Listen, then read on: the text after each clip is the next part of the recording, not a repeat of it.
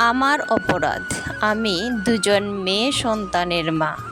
হ্যাঁ, আমি দুজন মেয়ে সন্তানের জন্ম দিয়েছি। এটাই আমার জীবনের মস্ত বড় অপরাধ। প্রথম সন্তান জন্ম হওয়ার পর এতটা বুঝতে পারিনি, কারণ প্রথম তো, দ্বিতীয়বার আবার ছেলে হবে ভেবে এতটা অশান্তি পাইনি। কিন্তু দ্বিতীয়বার যখন আবার মেয়ে সন্তান জন্ম নিল, তখন থেকে শুরু হলো অশান্তি, অবহেলা। আমাকে অবহেলা করেছে সেটা আমি মেনে নিয়েছি, কিন্তু এই শিশুটাকে যখন অবহেলা করে, সেটা তো আর মেনে নেওয়া যায় না। কারণ ছোট্ট শিশুটার কিন্তু কোনো দোষ নেই। আমরা জন্ম দিয়েছি বলেই কি না সেই পৃথিবীতে এসেছে। কিন্তু কি আর করার, সেটাও মেনে নিতে হয়, কারণ সমাজ তো আর পরিবর্তন হবে না।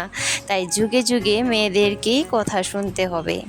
এই সমাজ যতটাই শিক্ষিত হোক না কেন, এটা কোনো দিনও মানবে না যে একটা সন্তান জন্ম দিতে বাবার ভূমিকাও ততটাই। পাড়া প্রতিবেশী থেকে শুরু করে আত্মীয় স্বজন সকলেরই যেন মাথায় হাত। কথায় বলে না যে যার বিয়ে তার হোশ নেই আর পাড়াপড়শির ঘুম নেই, ঠিক তেমনি যার সন্তান তার কিন্তু ততটাও দুঃখ নেই যতটা না পাড়াপড়শির, আত্মীয় স্বজনের।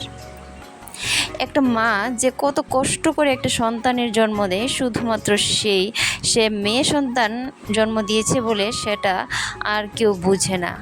সেই মার যে কতটা কষ্ট হয়েছে একটা সন্তান হবার পর, তার যে কতটা যত্নের প্রয়োজন, সেটা আর কারো মাথায় থাকে না।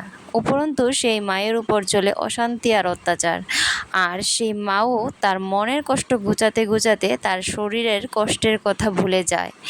এইভাবে যে কত মায়েরা নীরবে মৃত্যুর দিকে ঢলে পড়ে, তার কোনো হিসেব নেই।